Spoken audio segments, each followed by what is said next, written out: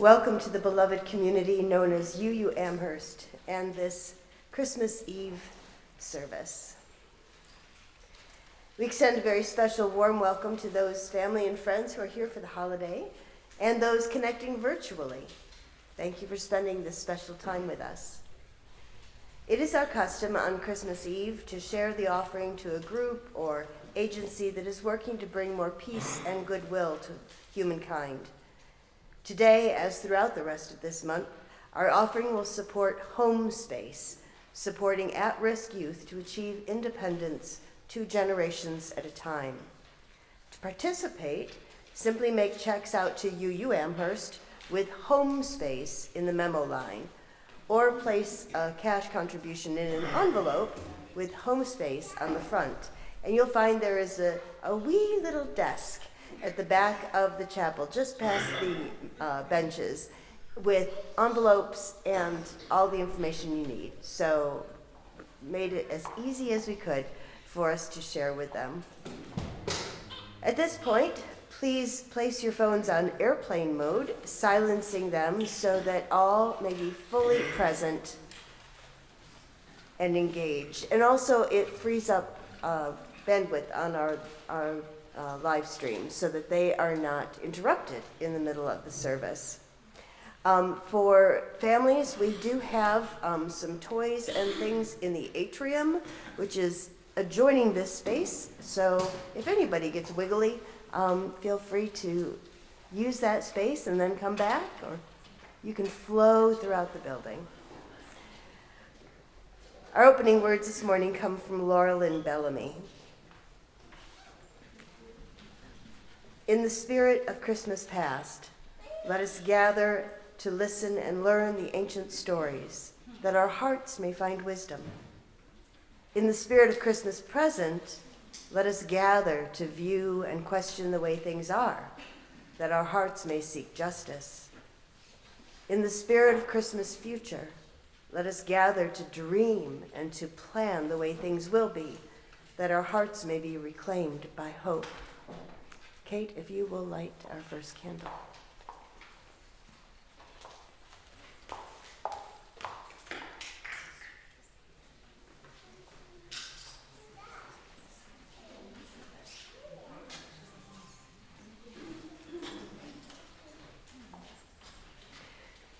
Please rise and bow to your spirit as we sing together, "O Come All Ye Faithful." If you're singing from the hymnal, just note that we are singing the English words, not the Latin.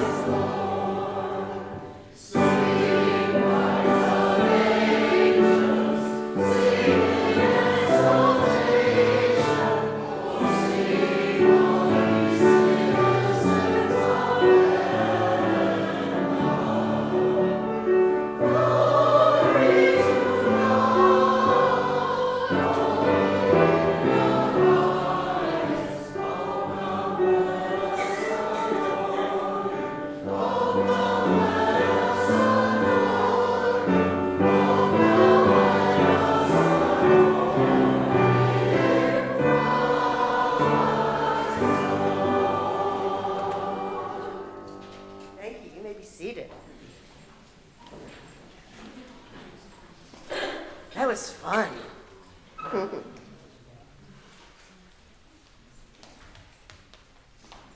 The meaning of Christmas, Part 1. Christmas as a festival of midwinter. Since the dawn of time, people have celebrated the longest night of the year with light and fire and thanksgiving. For they have learned that the darkest and longest night marks the turn of the year, the time when the sun, the giver of warmth and light, turns back from death and grows strong again. The turning of the year is a promise of renewing life. The sun will climb the heavens again, and the darkness will be pushed back each day. People will walk upon the greening earth.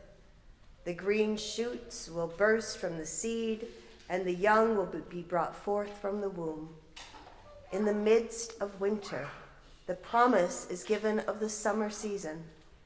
In the midst of darkness comes the assurance of the light. And so we light the first candle of Christmas. In this time when days grow short, the time of the long night and the darkness and the cold, light in our hearts the light of faith. We have faced each one our own times of darkness. We have been discouraged and lonely. We have been afraid. Yet we trust that we too will find light for our darkness and turn again to life with courage and with faith. We're going to sing some more. There's a lot of singing today, just so you know. So I invite you to rise and bow to your spirit as we sing the first Noel.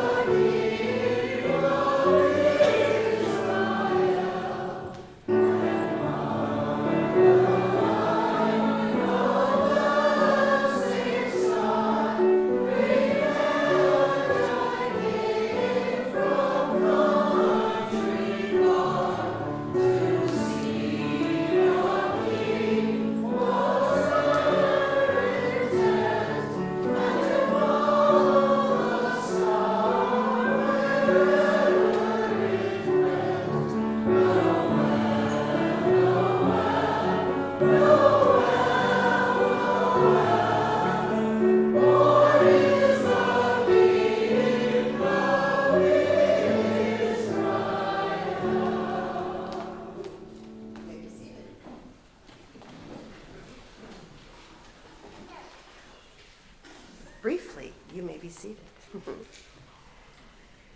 The meaning of Christmas, Part 2. Christmas as a festival of the birthday of Jesus. I'm reading now from the Gospel of Luke, chapter 2, verses 1 through 14. In those days, a decree went out from Emperor Augustus that all the world should be registered. This was the first registration and was taken while Quirinius was a governor of Syria. All went to their own towns to be registered. Joseph also went from the town of Nazareth in Galilee to Judea, to the city of David called Bethlehem, because he was descended from the house and family of David.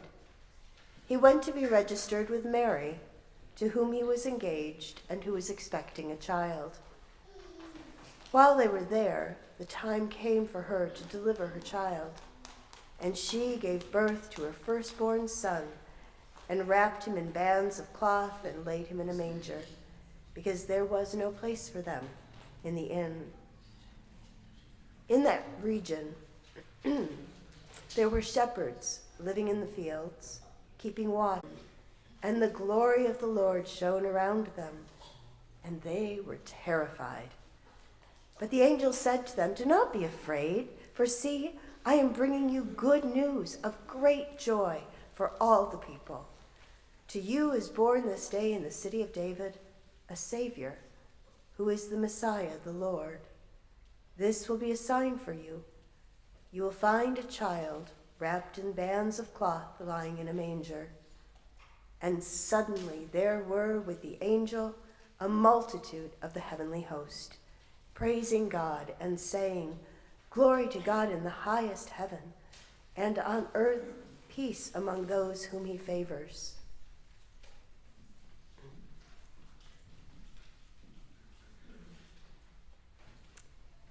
No one knows at what time of the year Jesus was born, but when long after his death, stories of his birth were collected and written down, and the growing Christian church wanted to celebrate his birthday, the church fathers wisely decreed that it should be at the time of the most beloved and universal festival in the experience of people the world over, the midwinter celebrations, the festivals of light. So to the old festivals were added all the new celebrations which centered around the Christmas story, the child born in a manger, whom the wisest men visited and about whom all the hosts of heaven sang. Stories gathered from many times and many places, and told and retold in story and song and in poetry, each adding its magic to the meanings of Christmas. Each year at this time, we turn again to hope in a time of darkness, to the old hope of people in a world of terror and tumult for peace on earth. In some far day, to people of goodwill, and of the importance and promise of every child who is born into the world. And so we light the second candle of Christmas. Christmas has once more come to the earth. Light in our hearts, the light of hope.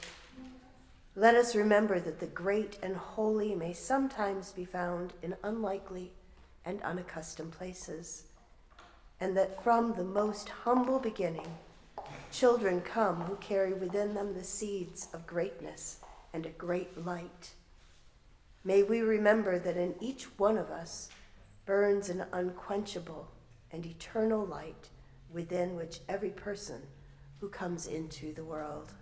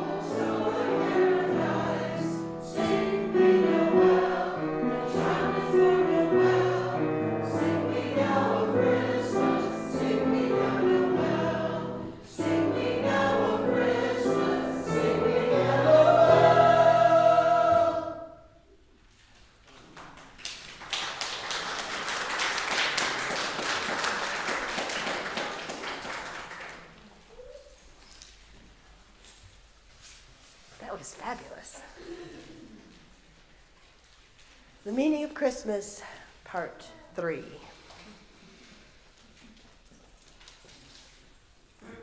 Christmas as a festival of giving and sharing. Christmas is a festival of giving and sharing.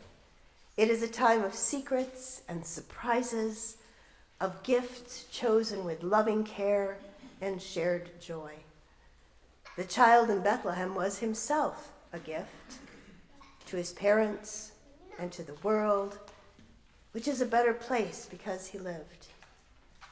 The gifts of Christmas are the gifts of life itself and of love, which makes life possible. They are the gifts of song, of grace, of beauty, the gifts of sharing the best we have to give with those we love.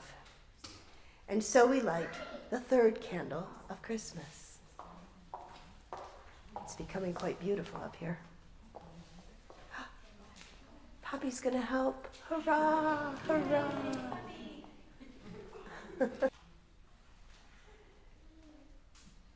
At this time of the giving of gifts, lovingly made and carefully chosen, at this time of the sharing with one another that which is deepest and dearest to us, light in our hearts the light of love.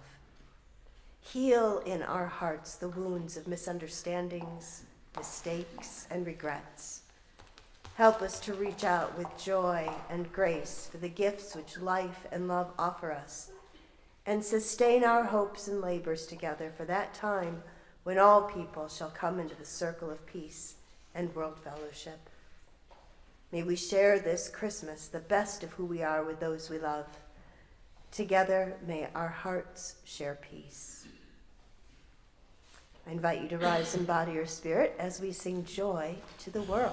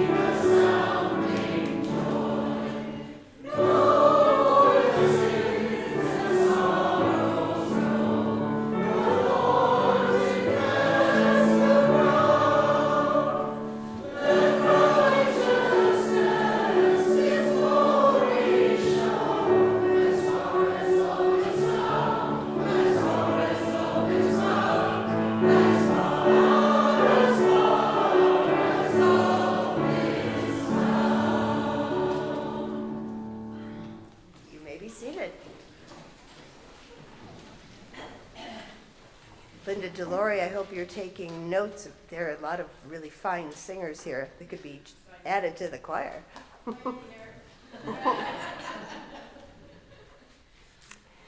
The meaning of Christmas, part 5, or 4. Christmas as a festival of joy. Christmas is a festival of joy. It is a time of feasting and fun, of singing and visiting, of friends and family reunited, of glittering trees and lighted houses, of stockings and presents,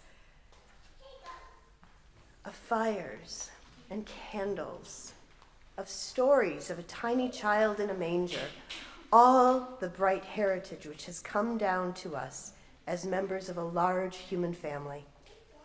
The joy of Christmas belongs to those who have vision enough to seek a guiding star in the dark mystery which girdles the earth. The joy of Christmas belongs to those who, in the midst of the darkness, have lighted candles in the night.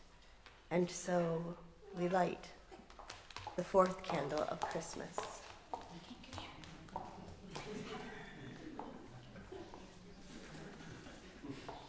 I'm willing to step aside. She can preach. Poppy's got the good news here. Wonderful.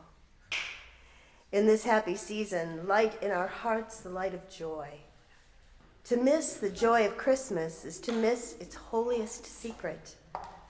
Let each of us build into our Christmas all that is bright and warm and joyful, the holiest and most precious of human qualities.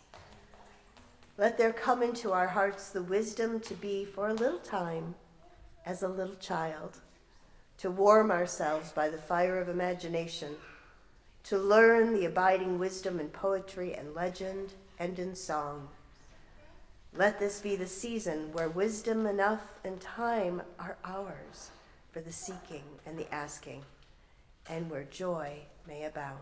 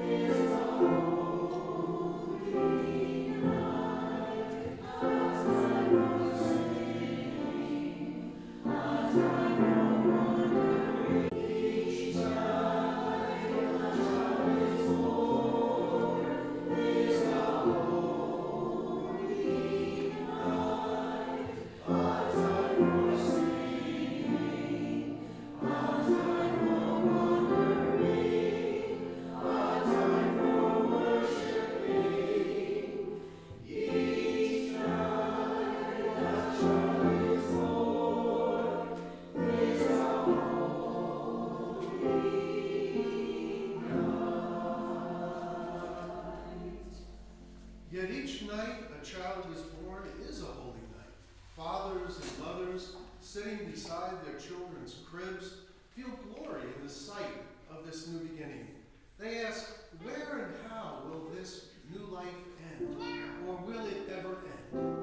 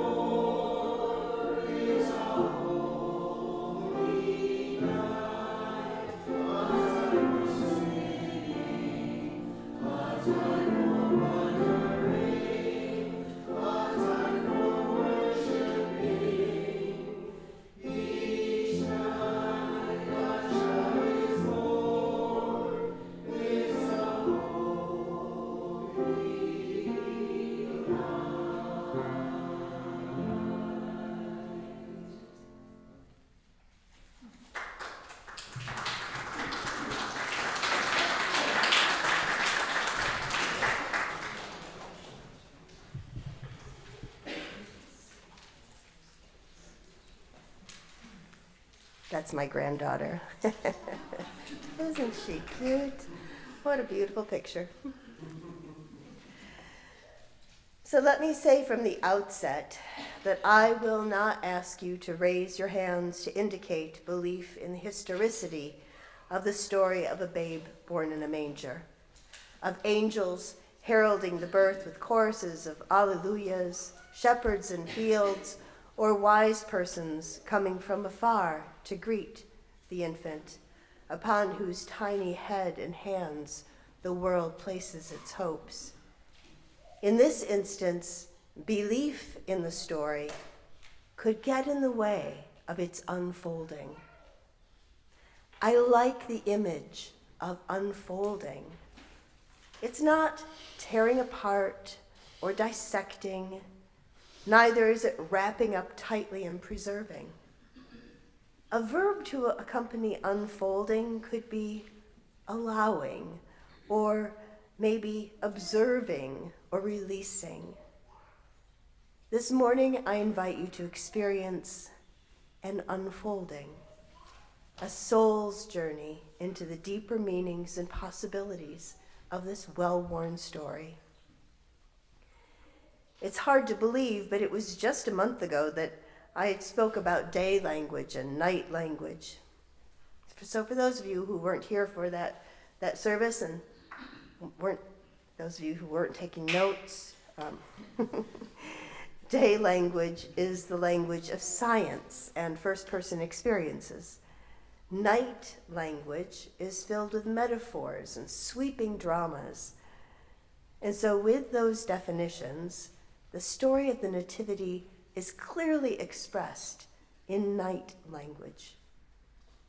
Perhaps you have warm memories of candlelit services, singing Silent Night in the hush of a crystal cold midnight. That's a very special experience, and that is a very proper night experience for a night language story. And yet here we are on Christmas morning, the day stretching out before us before any of that enveloping darkness. We have gathered not to be enveloped, but to unfold. Where enveloping feels like a cozy blanket pulling us inward, unfolding is a completely different experience, an opening and an invitation to expand rather than to contract. In the ancient stories, the angels did not quietly envelop their wings around themselves, but rather expanded themselves and their voices to tell of good news, the arrival of the Prince of Peace. Oh, but there I go again, mixing day language and night language to tell an expanded story. It's true, it feels different to our mammalian brains to gather in the light of day rather than the close mystery of night. And we can't even draw curtains across these vast windows for a facsimile of light, and I'm glad for that. Let's confront our role as the bearers of light in the light of day, in the midst of activity. We are bearers of light, of good news, in a world steeped in sorrow, with carefully constructed walls around countries and hearts. The light of love can seem like a barely flickering flame. Even as we gather to celebrate the many meanings of Christmas, from joyful gatherings to a beloved story that reminds us that hope often arrives in tiny packages. Because it's true. Each night a child is born is a holy night. And each morning and afternoon and sunny or stormy day a child is born is equally holy. Day and night are holy. Reason and reverence can live together in our hearts. We cannot live forever enveloped in our darkness or in the loving protection of another. We become whole when we embrace the rhythm of enveloping and unfolding. So let's return to that ancient story so that we can gently allow it to unfold. perhaps offering new insights to let it live again in our hearts. As you may realize, Luke's telling of the coming of the Prince of Peace is a different story from the story that Matthew tells. In fact, of the 10 Gospels that we know of, yes, there are 6 additional Gospels that were not included in the collection that you will find between the covers of your Bible. At least 6 that we have found so far, still finding. Matthew and Luke are the only ones who seem to care about the beginnings of the man Jesus, who would have such an impact on the world. Matthew tells the story of lineage and royalty, of political intrigue and upheaval. Although both accounts include dreams and angelic visits, only Luke's account has shepherds and choirs of angels.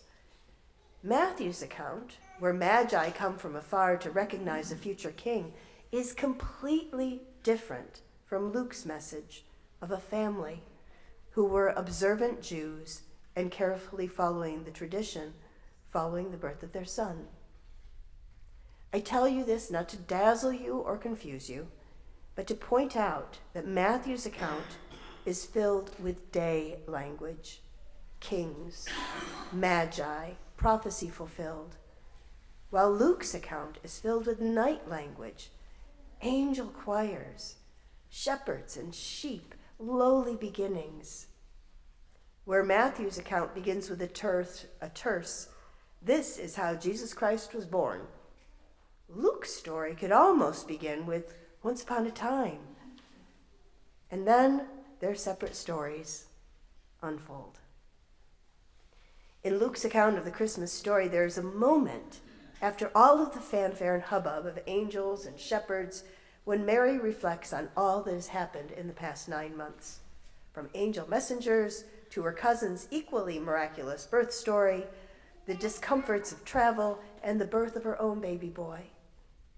Luke writes, "But Mary treasured up all these things and pondered them in her heart." I think maybe she pondered the names and titles that were spoken in reference to her newborn son. Prince of Peace, God with us. 3-word phrases that place the hope of the world on such tiny shoulders.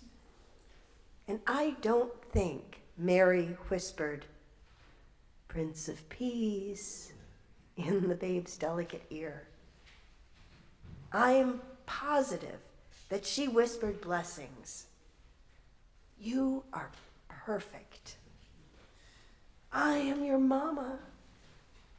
I love you."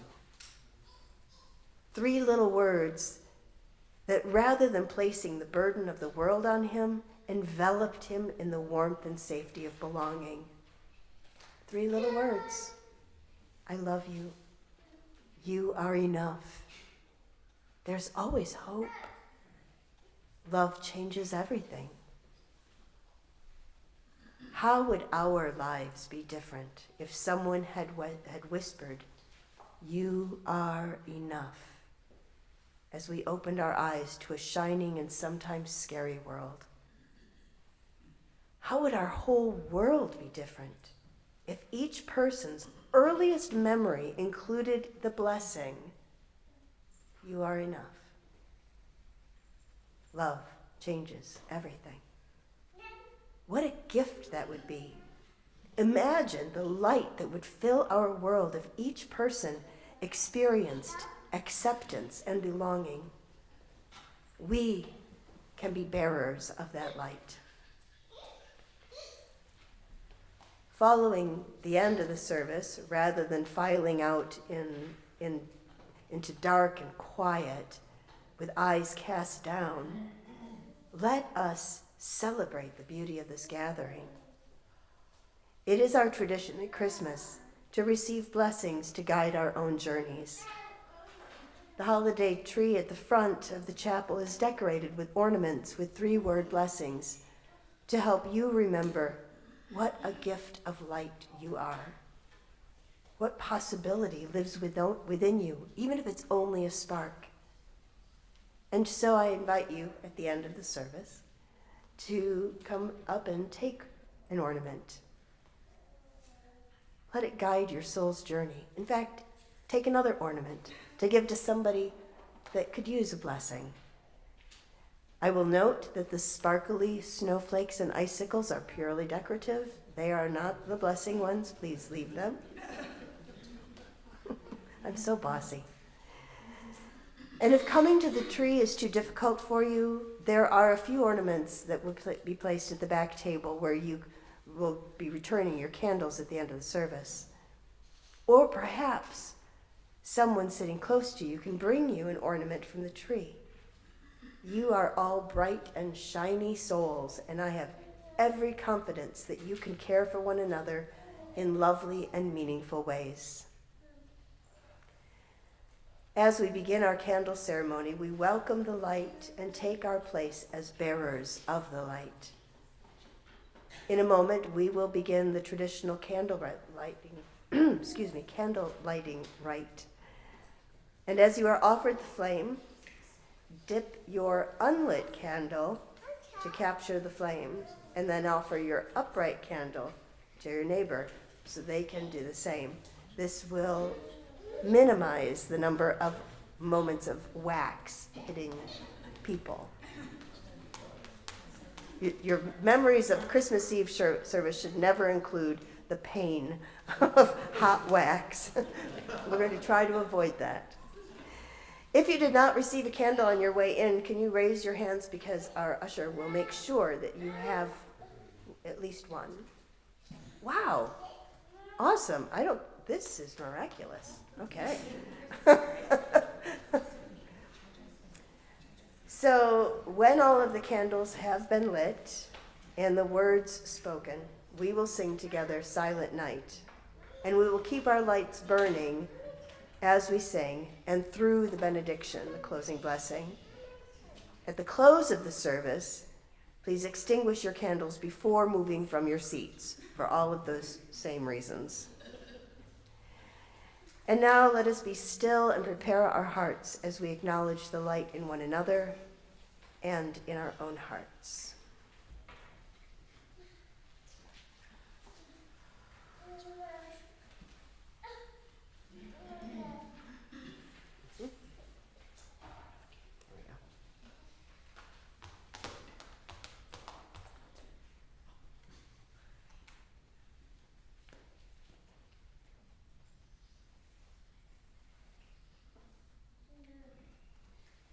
This is the light that is lit for everyone who comes into the world. The light of kinship, the light of hope, the light of mercy, the light of peace. This is the light that shines within us and beyond us, but that needs our help entering the world. On this Christmas Eve, we proclaim our vision of a world made new, made loving and kind, and peaceful at last. We proclaim our hope by lighting candles, knowing that our candles echo and join with the flames of menorahs, kanaras, Yule logs, and bonfires around the world. Knowing that the light comes in many beautiful ways when we make our way for its coming. So as the flame is passed among us,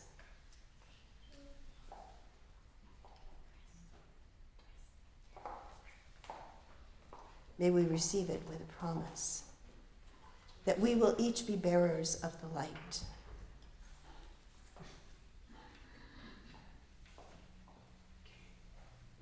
Bringing love to birth among us through acts of compassion and words of peace. Let us feel the warmth of community, knowing we are not alone.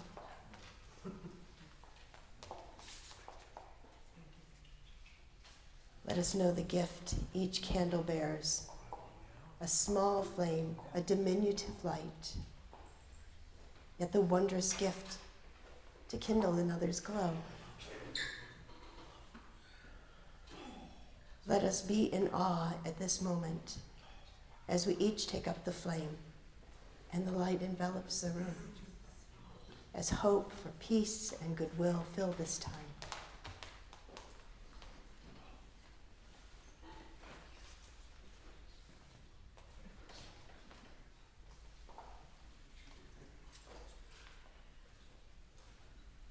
We are bearers of the light.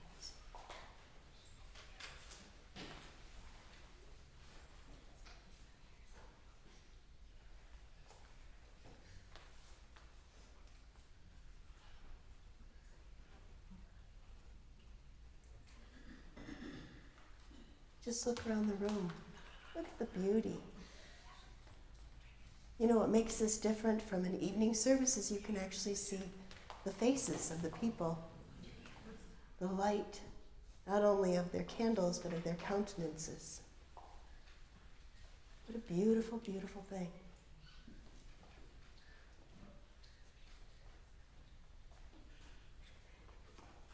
Please remain seated as we sing together Silent Night.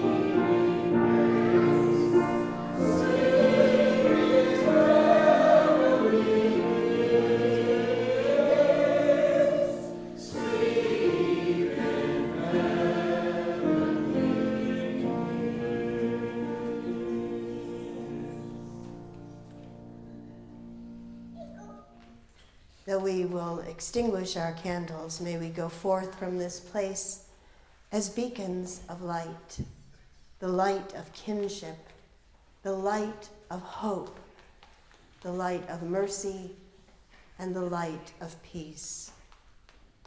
Go in joy, go in peace.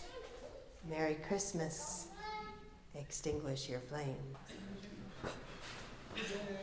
Oh, and don't forget to come up and get an ornament.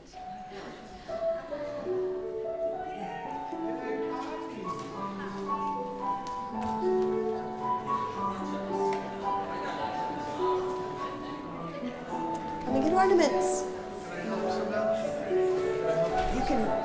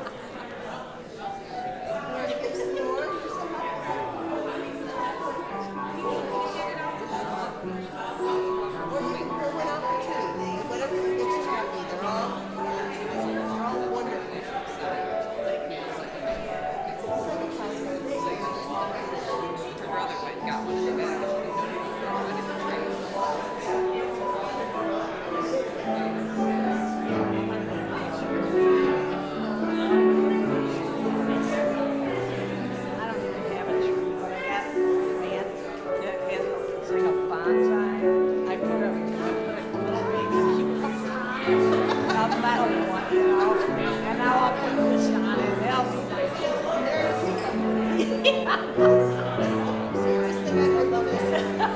You know about the cucumber? Or not the pickle. Not the cucumber, the pickle.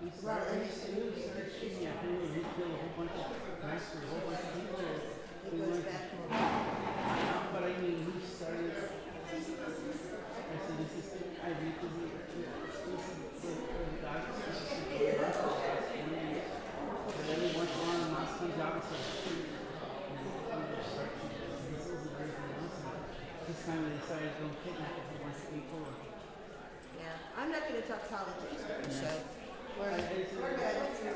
I just find it around people are more facets of the situation. But, you know, people have, it's their options, right?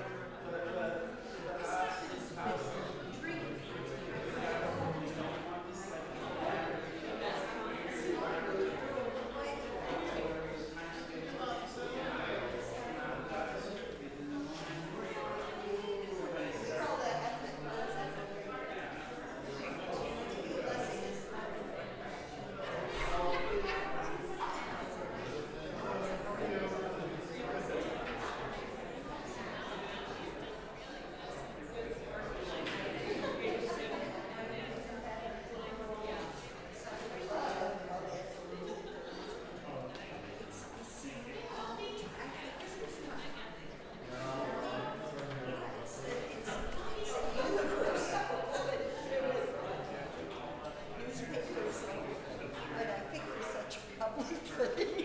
Yeah.